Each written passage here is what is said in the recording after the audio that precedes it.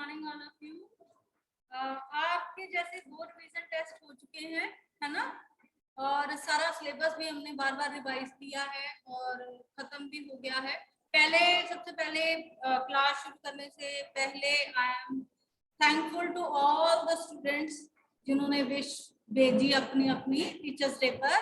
Thank you बेटे, बहुत सारे आपकी गुड विशेस मिली, वीडियोस मिले, थैंक्स अ लॉट। ठीक है, इसी तरह क्या कहते हैं सभी टीचर्स का सम्मान करते रहें। आगे बात करते हैं अप्रैल टू मई और अप्रैल टू सितंबर। एक मिनट,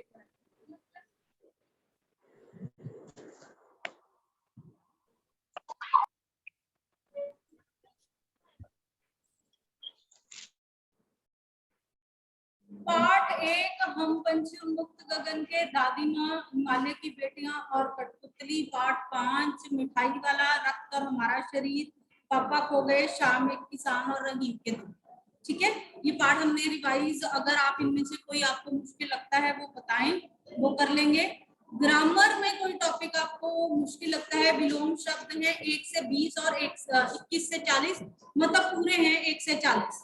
उसके बाद पर्यायवाची 1 से 30, अनेक शब्दों के लिए अनेक शब्द 1 से 40, मुहावरे 115 1 से 30, लोकोक्तियां 1 से 13। उसके बाद संज्ञा, सर्वनाम, परिभाषा व भेद, प्रधानाचार्य को पत्र है, और इस बार है मित्र भाई को निमंत्रण व बधाई पत्र है, और विशेषण है, विशेषण बनाए हैं, संधि है, विराम चिन्ह है, क्रिया है। तो ग्रामर का जो टॉपिक मुश्किल लगता है वो बताओ, और साथ में जो आपको लिटरेचर का कोई चैप्टर मुश्किल लगता है वो बताएं, हम उसे डिस्कस करें। संधि और संधि के अलावा रहीम के दोहे, राइट, और संधि, ठीक है, सुन लिया मैंने, रहीम के दोहे, और क्या क्या करना, लोकोक्तियां, ठीक है।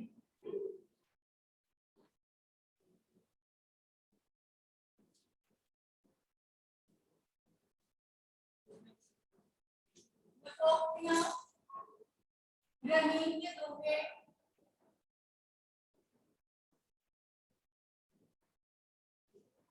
संधि, और जल्दी आज जितना हो सकेगा आज करेंगे, क्रिया भी, ओके।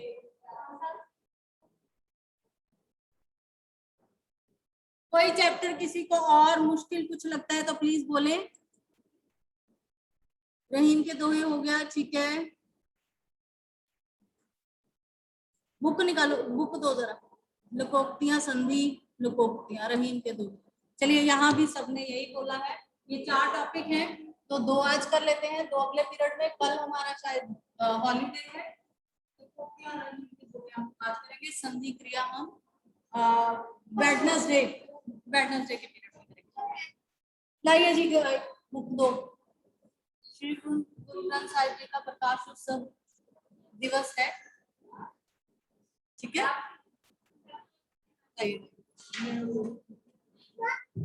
रहीम, ये है मेरे पास, रहीम के दोहे। Now keep quiet everyone.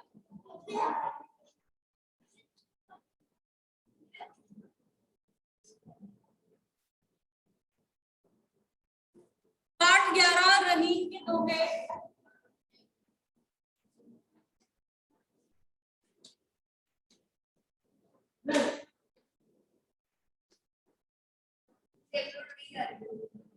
मुश्किल शब्द एक बार मैं लिखवा देती हूँ। कह रहीम संपत्ति सगे, बनत बहुत बहुरी, विपत्ति कसौटी जे कसे, कई सांचे मी। कह रहीम, कह का मतलब कहना, रहीम जी कहते हैं, कह मतलब कहना।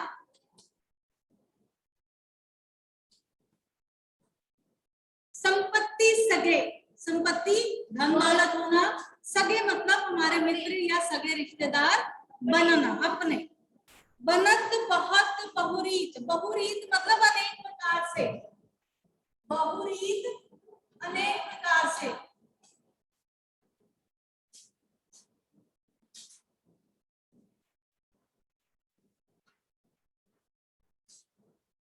बहुरीत अनेक प्रकार से। विपत्ति मुसीबत,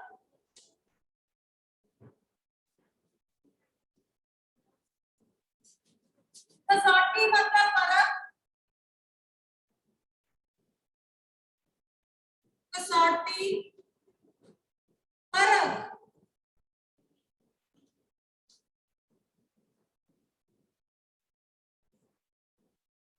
कसे मतलब होना या परख करना। कई मतलब वही। सांचे मित्र मतलब सच्चे मित्र।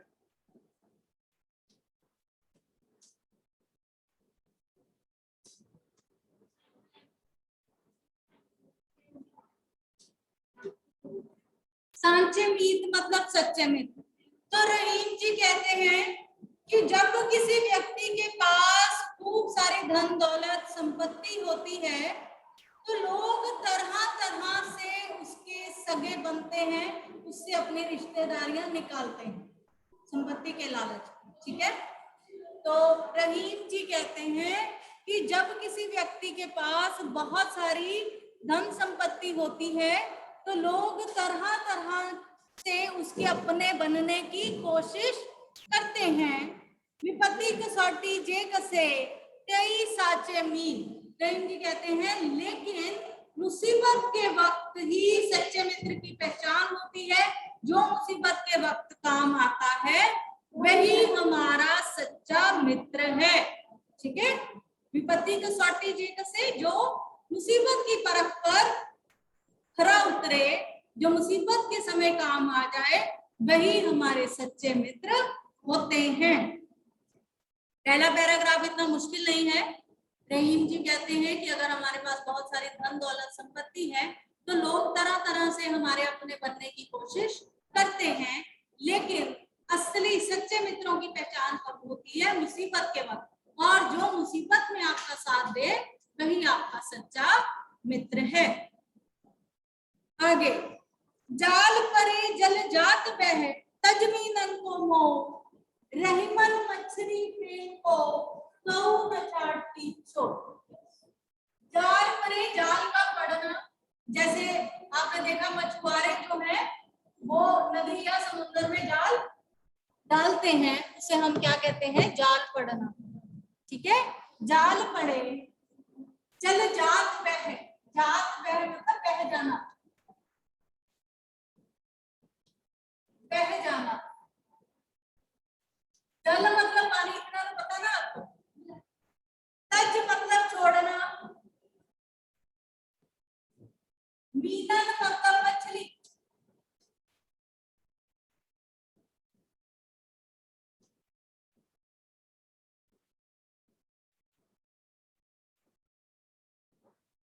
मोह मतलब प्यार स्नेह जिसे आप कह सकते हैं। रहीमन मछली नीर को, नीर मतलब पानी, मछली मतलब फिर मछली, मीन का मतलब भी मछली होता है, मछली का मतलब भी मछली है यहाँ।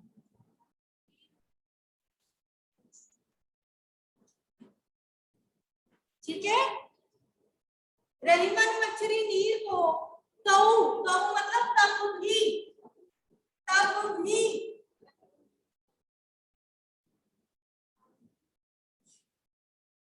छाड़ती मतलब छोड़ना, छाड़ती छोड़ना। छोह मतलब फिर से प्रेम,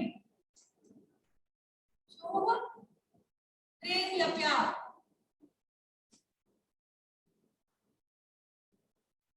ओके, तो यहाँ पे रहीम जी कहते हैं कि जब जाल पड़ता है पानी में, जब शिकारी जो है वो जाल डालता है मछलियों को पकड़ने के लिए, तो जैसे ही जाल में पानी पड़ता है तो जाल पानी जो है वो जाल से बाहर निकल जाता है फटाफट। ठीक है, मछलियों को छोड़कर पानी जो है वो जाल से बाहर निकल जाता है। जाल परे जल जात बह, जैसे ही जाल पड़ता है जल जो है वो बह जाता है। तजमी नन को हो, मछलियों को छोड़कर, उनके प्यार को छोड़कर वो भाग जाता है। ठीक है। रहीमन मछली नीर को तऊ न छाड़ती छोड़, और जो मछली है इसके बावजूद भी कि वो उसको छोड़कर चला गया है, उससे अपना प्रेम कम नहीं कर पाती और उसके बिना तड़प कर मर जाती। ठीक है। तो रहीमन मछली प्रेम को तऊ न छाड़ती छोड़, लेकिन रहीम जी कहते हैं मछली इसके बाद भी, तब भी जो है अपना प्रेम जो है पानी के लिए छोड़ नहीं पाती और उसके बिना मर जाती है। तो रहीम जी क्या कहते हैं कि प्रेम उसी से किया जाए जो प्रेम का पात्र है।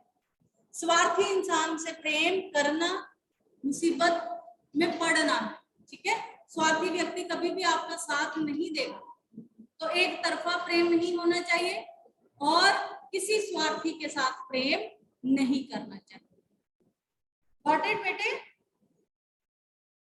समझ में आ रहा है जिन्होंने रहीम के दोहे बोला है? चलिए जी आगे। तरुवर फल नहीं खात है, सरवर पियर न पान, कह रहीम पर काज हित, संपत्ति सजे सुजा। तरुवर मतलब पेड़, तरुवर पेड़,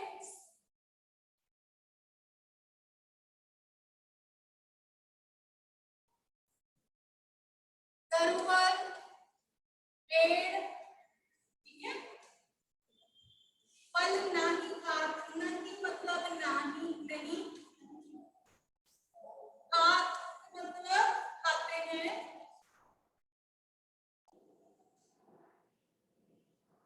सरवर मतलब सरोवर,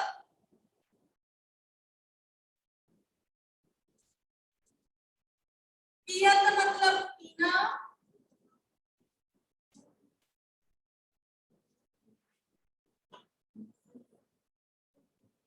पान मतलब पानी,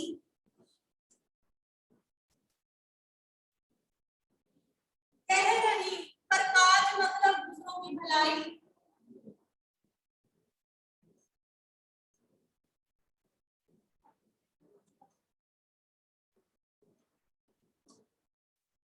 हित मतलब के लिए,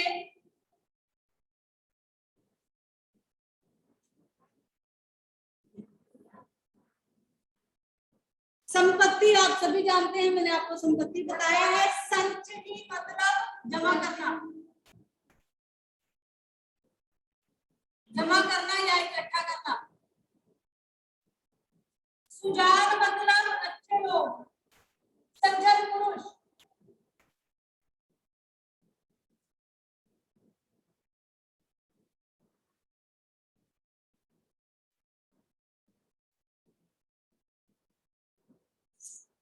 क्लियर? हाँ जी। अब रहीम जी क्या कहते हैं?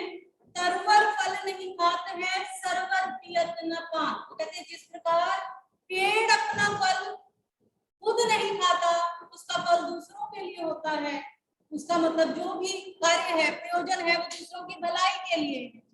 इसी तरह जो सरोवर है वो खुद अपना पानी नहीं पी सकता, उसका पानी दूसरों के लिए है, दूसरों की भलाई के लिए है। ठीक उसी प्रकार जो सज्जन व्यक्ति होते हैं, जो अच्छे लोग होते हैं, वो दूसरों के की भलाई के लिए धन इकट्ठा करते हैं। मतलब ये नहीं है कि अपने लिए इकट्ठा नहीं करते, अपने लिए भी करते हैं, लेकिन अपनी जीविका में से कुछ धन दूसरों की भलाई के लिए भी इकट्ठा करते हैं। ठीक है जी।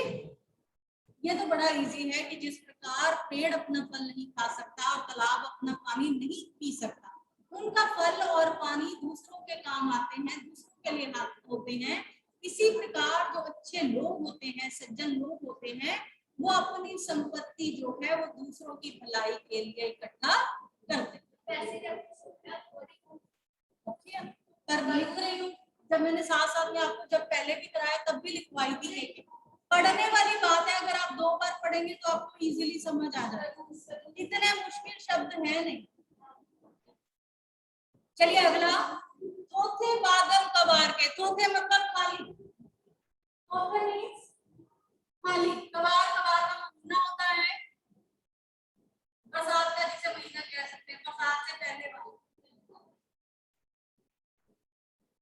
कोठे मतलब खाली,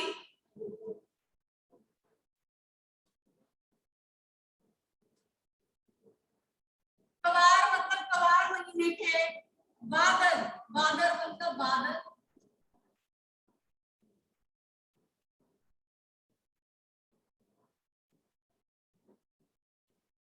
जो रहीम जैसे ही रहीम, गहरात का मतलब छा जाना, गहरात छा जाना, धनी पुरुष निर्धन, धनी मतलब अमीर, निर्धन मतलब गरीब, भय मतलब होना,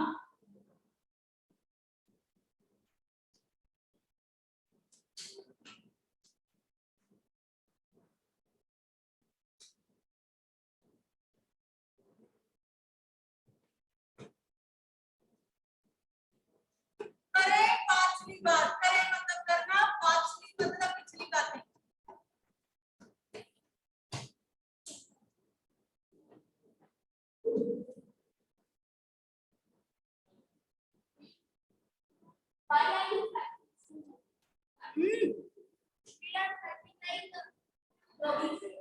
चलो चुप।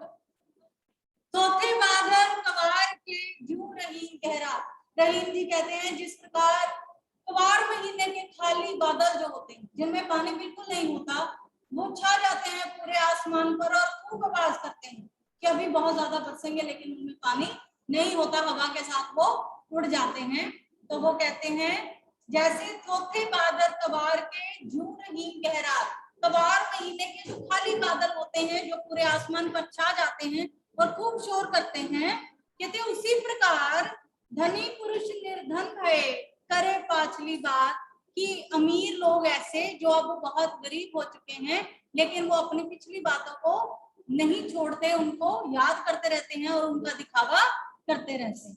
ठीक है, वो प्रेजेंट में जीना नहीं चाहते कि हम गरीब हो गए हैं, वो पिछली वही दिखावे की शान और शौकत दिखाते रहते हैं। ठीक है, जैसे वो कहते हैं कि अंदर से खाली है लेकिन शो ऑफ करते हैं, जैसे बादल शो ऑफ करते हैं कि उनमें बहुत सारा पानी है और वो बहुत बरसेंगे, लेकिन वो अंदर से खाली होते हैं, हवा के साथ ही उड़ जाते हैं।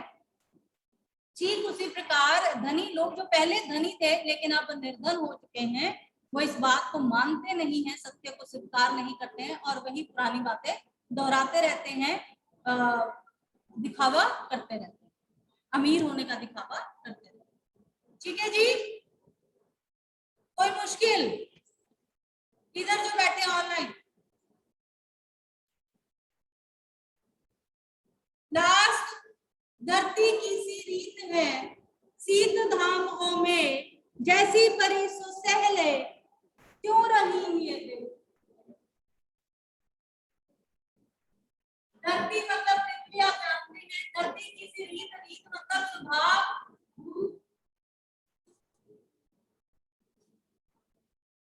रीत मतलब स्वभाव,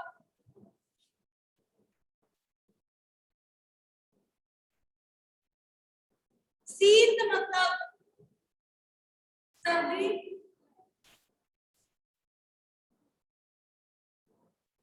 धाम गर्मी,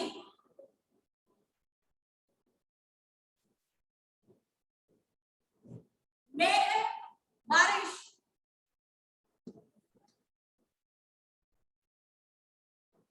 जैसी परे सो सहले, जैसी बीते खुद पर, पड़े मतलब पढ़ना,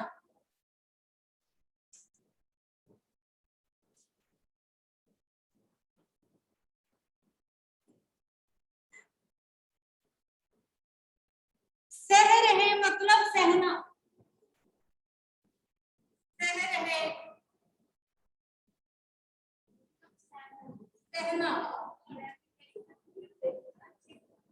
क्यों रहीम ये दे, क्यों मतलब वैसे ही,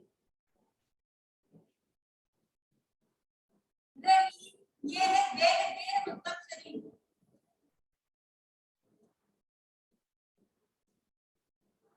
अब इस पैरे में क्या कहते हैं रहीम जी, रहीम जी कहते हैं कि जैसे एक धरती का स्वभाव है, उसकी रीत है, धरती जो है वो सर्दी गर्मी बारिश सब कुछ सह लेती है, ठीक है ना। ऐसा तो नहीं होता कि धरती में कोई परत है वो अपने आप को उस वक्त बचा लेती है। तो क्या कहते हैं कि धरती का जैसे स्वभाव है कि वो सर्दी गर्मी बारिश सब कुछ सह लेती है, मनुष्य का शरीर और स्वभाव भी ऐसा होना चाहिए कि वो हर सुख दुख और बीमारी को सहन कर सके, ठीक है। धरती की सी रीत है शीत धामों में, कबीर जी कहते हैं, रहीम जी कहते हैं कि जिस प्रकार धरती का ये स्वभाव है कि वो सर्दी गर्मी और बारिश सब कुछ झेल लेती है, जैसी परेशो सहले, जैसे उसके साथ होता है वो सब सहन कर लेती है। क्यों रहीम ये दे, उसी प्रकार मनुष्य का शरीर होना चाहिए और स्वभाव भी होना चाहिए कि हर सुख दुख और बीमारी को वो झेल सके, अर्थात मनुष्य को सहनशील होना चाहिए। ओके, इसका पहला प्रश्न था रहीम के दोहे क्या शिक्षा देते हैं। मैंने आपको 5 दोहों की 5 शिक्षाएं बताई थी।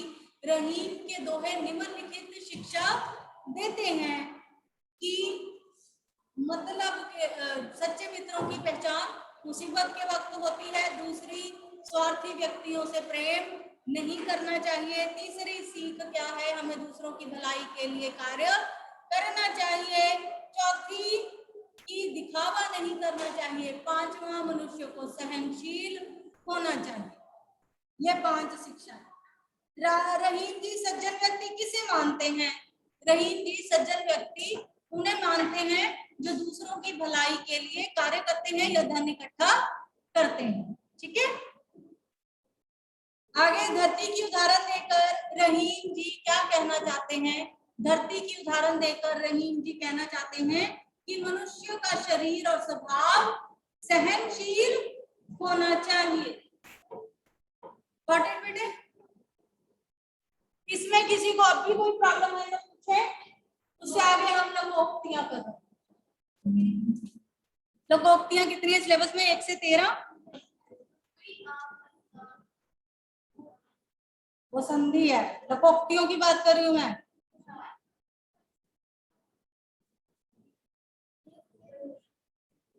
जिनको ये नहीं पता लोकोक्ति और संधि क्या क्या होती है तो उन्हें बाकी क्या पता होगा?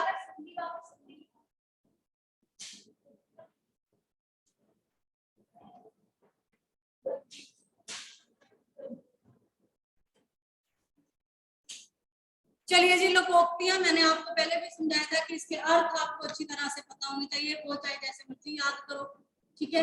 अर्थ अच्छी ढंग से पता होने चाहिए, वाक्य बन जाते हैं आसान से आसान। आगे कुआं पीछे घाई सब तरफ मुसीबत, ठीक है। एक तो एग्जाम आ गए और साथ साथ में बच्चों के प्रैक्टिकल भी शुरू हो गए, तो बच्चों के लिए आगे कुआं पीछे खाई वाली बात हो गई, ठीक है, दोनों तरफ वाक्य शायद अर्थ, ठीक है। आगे बिल्ली के भाग्य से छींका टूटना बहुत लाभ होना, उसने छोटी सी नौकरी छोड़कर बिजनेस शुरू किया तो उसमें उसे बहुत सारा लाभ हो गया, इसे कहते हैं बिल्ली के भाग्य से छींका। आप भला तो जग भला, अगर हम अच्छे हैं तो सारा संसार हमारे लिए अच्छा है, कोई भी बुरा हमारे लिए तब है जब हम बुरे हैं, ठीक है। आप भले तो जग भला, मेरी कक्षा में विनायक सरल स्वभाव का है, उसे कोई बुरा नहीं लगता, उसके लिए तो ये कहावत है, आप भले तो जग भला। घर की मुर्गी दाल बराबर, जो पहले से ही पास हो या जो चीज इजीली अवेलेबल हो जाती है उसकी कीमत जो है वो कम हो जाती है, उसकी इंपॉर्टेंस हम नहीं समझते, तो वो क्या है? घर की मुर्गी दाल बराबर। अब यहाँ पे दिया है सीधा, सुरेंद्र की दीदी उसकी पढ़ाई में मदद करती है पर वह अपनी बहन के सहयोग को महत्व नहीं देता, ये तो वही बात है, घर की मुर्गी दाल बराबर। दूध का दूध पानी का पानी, उचित न्याय, बिल्कुल सही न्याय होना। रोहन की मोटरसाइकिल में दुर्घटना क्या नहीं सॉरी राजा विक्रमादित्य के न्याय को आज भी याद किया जाता है, वो दूध का दूध और पानी का पानी कर देते। दूध का जला छांक भी फूंक फूंक कर पीता है, जब कोई एक बार धोखा खा लेता है तो वो अगली बार अलर्ट हो जाता है, सचेत हो जाता है, अगली बार उसे याद होता है कि पिछली बार ऐसा हुआ था मेरे साथ। ठीक है। हाँ, रोहन का मोटरसाइकिल से एक बार दुर्घटना क्या हो गई। अब वो साइकिल भी डर डर कर चलाता है। इसे कहते हैं दूध का जला छाछ भी फूक फूक कर पीता है। छाछ क्या होती है? लस्सी।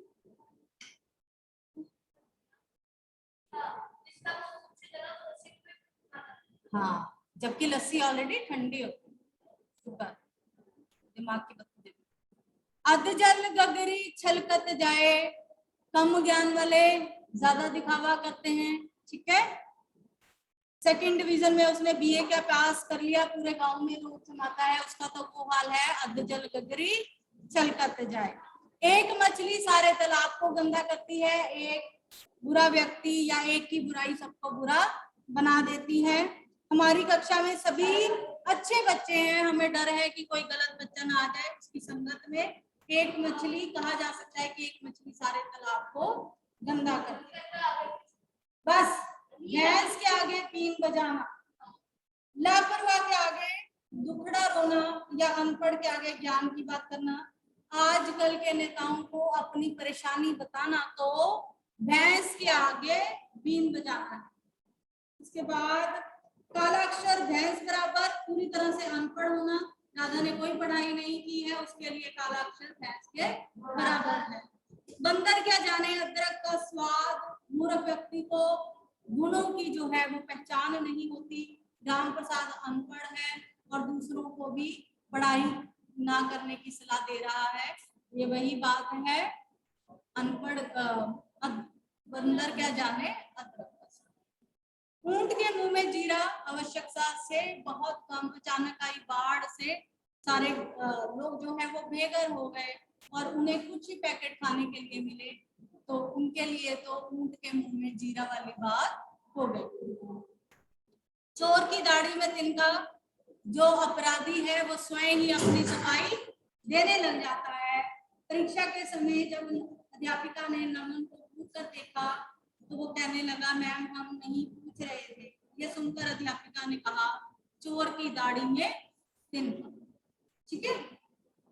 जबकि आप पर कोई शक भी ना करा हो, फिर भी आप अपनी सफाइयां देते हो, तो इट मीन्स क्या बात है कि कहीं ना कहीं कुछ ना कुछ गड़बड़ जरूर।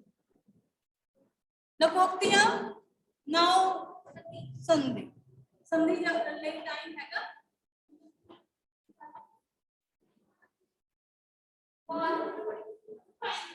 पहले वाले कर लेते हैं, सिर्फ 4 वाले पहले करते हैं।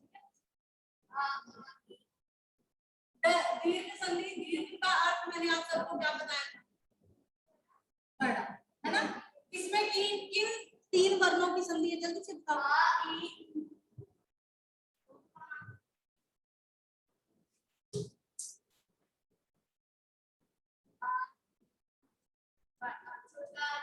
ठीक है, ये 6 वर्णों की संधि है। इनको उलट पलट करके हम जैसे भी लिखे तो इन 6 वर्णों की संधि हम करेंगे।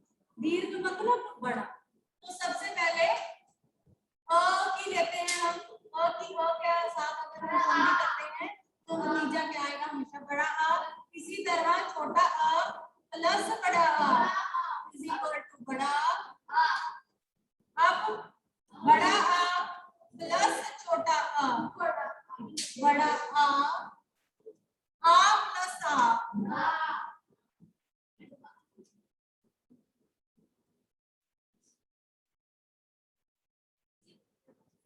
ठीक है जी।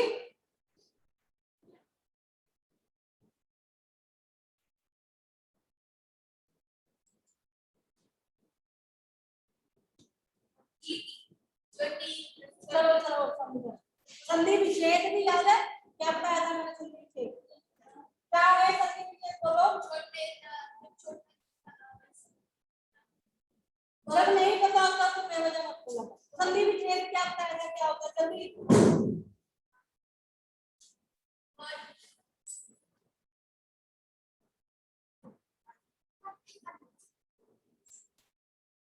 इधर यहाँ जितने बैठे हैं, संधि विच्छेद क्या होता है?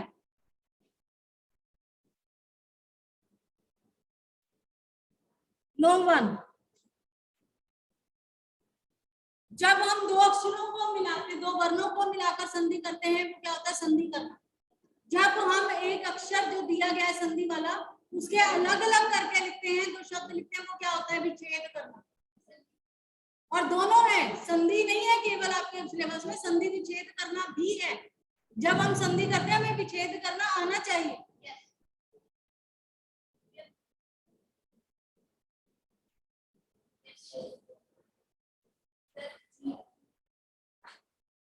सबसे पहले मैं कहती हूँ अ और आ की संधि, वेद प्लस अंग। ऐसे ही बोलो, वेदांत। द के साथ बड़ा आ जाएगा, वेदांत। वेद प्लस अंत, वेदांत। अगला जो शब्द है उसको आपने विच्छेद करना है।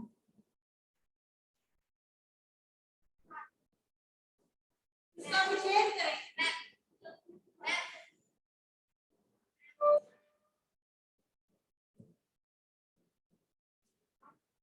नहीं वैसे हिम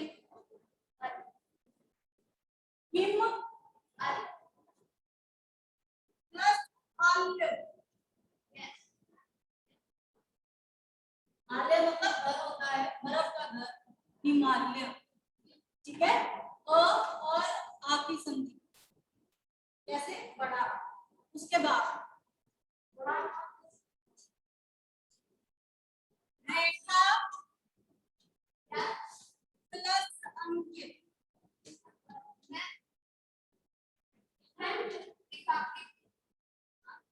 हाँ, कैसे लिखना बताइए?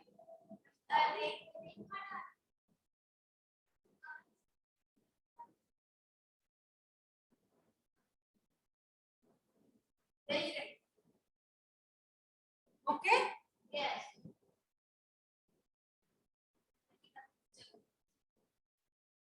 अब विच्छेद देती हूँ।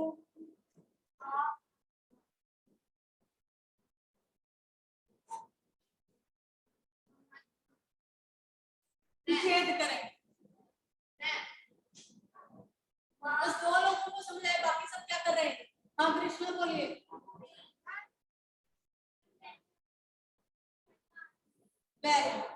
महा प्लस आ, है बड़ा आ की संधि बड़ा। इस तरह आपको संधि विच्छेद, अगर हम आपको शब्द दें कि इसका संधि विच्छेद करना है तो शब्द को आपने दो शब्द जो साथ में मिलाए वो लिखने हैं। ठीक है, गॉट इट? ओके जी, नहीं बाकी अगले पीरियड